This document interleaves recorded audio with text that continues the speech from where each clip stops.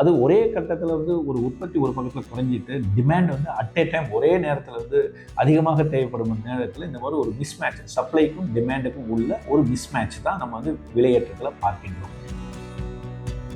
அப்போல்லாம் வந்து வெள்ளியினுடைய விலை வந்து தங்கத்தினுடைய விலையை ஒப்பிட்டு பார்க்கும்பொழுது அண்டர் வேல்யூடாக இருந்தது, அதாவது குறைந்த ஒரு விலையாகவே காணப்பட்டது.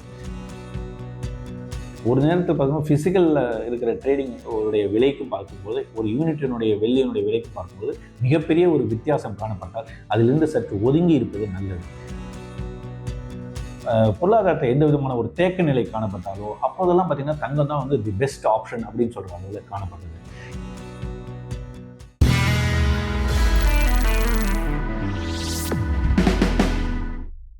வணக்கம். இப்போது இன்றைய நிகழ்ச்சியில் நாம் பார்க்கும்போது வெள்ளியினுடைய எதிர்கால விலை எப்படி இருக்கும், அல்லது இந்த வெள்ளி விலையானது சரிவதற்கான வாய்ப்புகள் இருக்கின்றனவா, இதெல்லாம் பற்றி நம்ம கொஞ்சம் பார்க்கலாம். ஏற்கனவே நம்ம வந்து தங்கம் வந்து தரிகிட்டு ஓடுகிறது, கிட்டத்தட்ட $5000 மேலே போயிடுச்சு.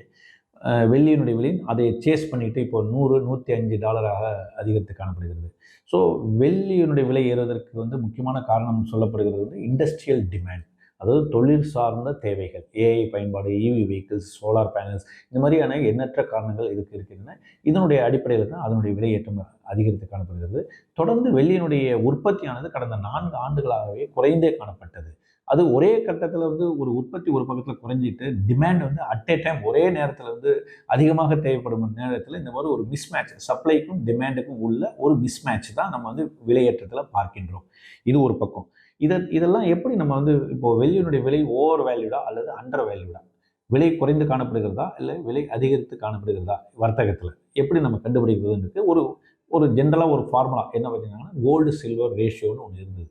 அந்த கோல்டு சில்வர் ரேஷியோ வந்து பார்த்திங்கன்னா ஒரு கடந்த 2 ஆண்டுகளுக்கு முன்பாகலாம் பார்க்கும்போது அதாவது கோல்டு சில்வர் ரேஷியோ என்ன அப்படின்னாக்கா, தங்கத்தினுடைய விலையில் நம்ம வந்து வெள்ளியினுடைய விலையால் வகுக்கக்கூடிய அளவு தான் ஒரு கோஎஃபிஷியன்ட் நம்ம சொல்கிறோம் இல்லையா, அது வந்து இண்டிகேட்டராக நம்ம எடுத்துக்கிடணும். அப்போல்லாம் பார்த்திங்கன்னா 80, 75க்கு மேலே தான் இருந்தது. 80, 90, 100க்கெல்லாம் கூட போனது 2 வருடங்களுக்கு முன்பாக. அப்போல்லாம் வந்து வெள்ளியினுடைய விலை வந்து தங்கத்தினுடைய விலையை ஒப்பிட்டு பார்க்கும்பொழுது அண்டர் வேல்யூடாக இருந்தது, அதாவது குறைந்த ஒரு விலையாகவே காணப்பட்டது. ஆனால் இன்றைய காலகட்டத்தில் இன்னைக்கு தேதியில் பார்க்கும்போது இதே கோல்டு சில்வர் ரேஷியோ எப்படி இருக்குன்னாக்கா 50 தான் வர்த்தகம் ஆகிறது. அதாவது 5000 டிவைடட் பை 100ன்னு போட்டிங்கன்னா 50ங்கிறது ஒரு இண்டிகேட்டர் காணப்படுது.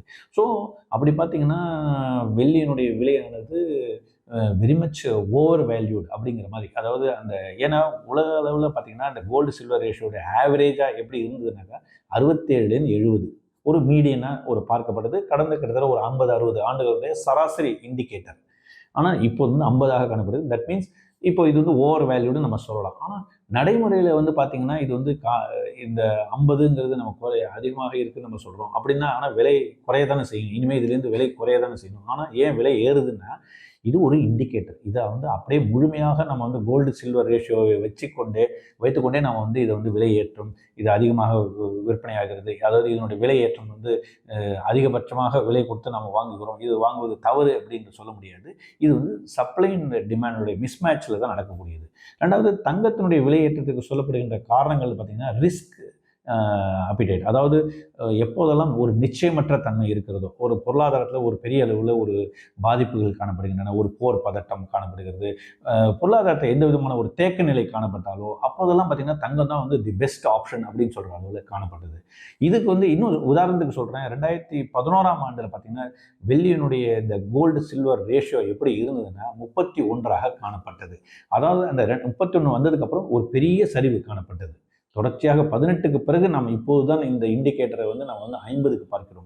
அதாவது இடைப்பட்ட காலத்தில் வந்து நிறைய சரிந்தே காணப்பட்டது. அதன் பிறகு தான் இந்த விலையேற்றம் அதிகரித்து தற்பொழுது வந்து 50ஆக காணப்படுகிறது. ஸோ இந்த கோல்டு சில்வர் ரேஷியோ ஒரு பேராமீட்டர், இது ஒரு இண்டிகேட்டராக நம்ம எடுத்துக்கலாம். இது ஒரு பக்கம்.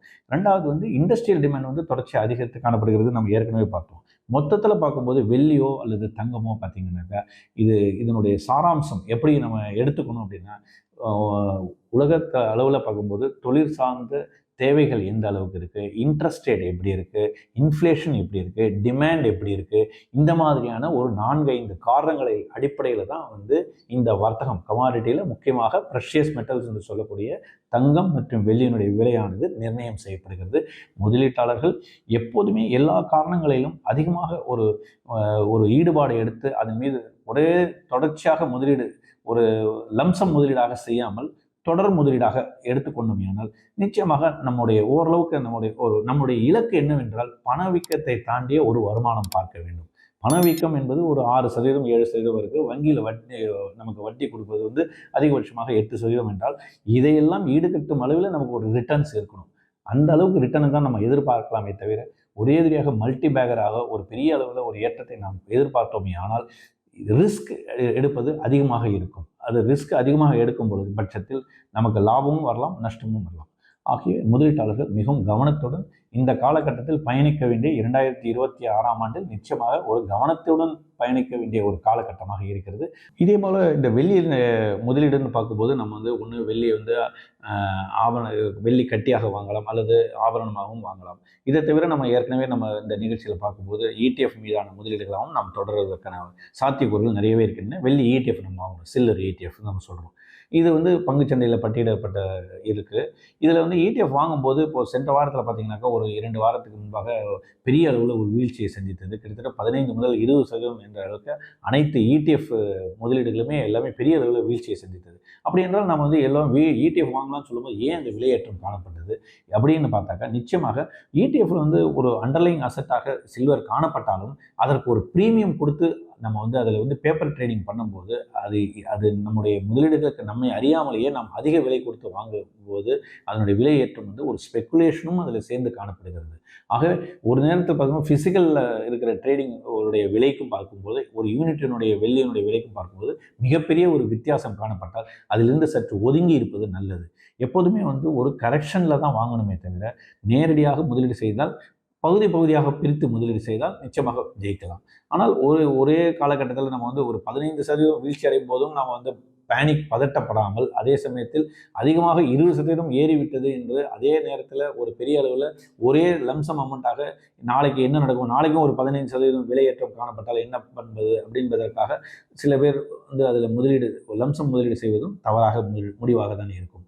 ஆகவே முதலீட்டாளர்கள் ETF மீது முதலீடு செய்யும் பொழுதும் அதனுடைய மார்க்கெட் சந்தை விலையில் எந்த அளவுக்கு இருக்கிறது, ETFனுடைய விலை எந்த அளவுக்கு, நாம் எந்த அளவுக்கு அந்த பிரீமியம் கொடுக்கின்றோம் என்பதையும் கவனித்து முதலீடு செய்ய வேண்டிய காலகட்டத்தில் நாம் இருக்கின்றோம்.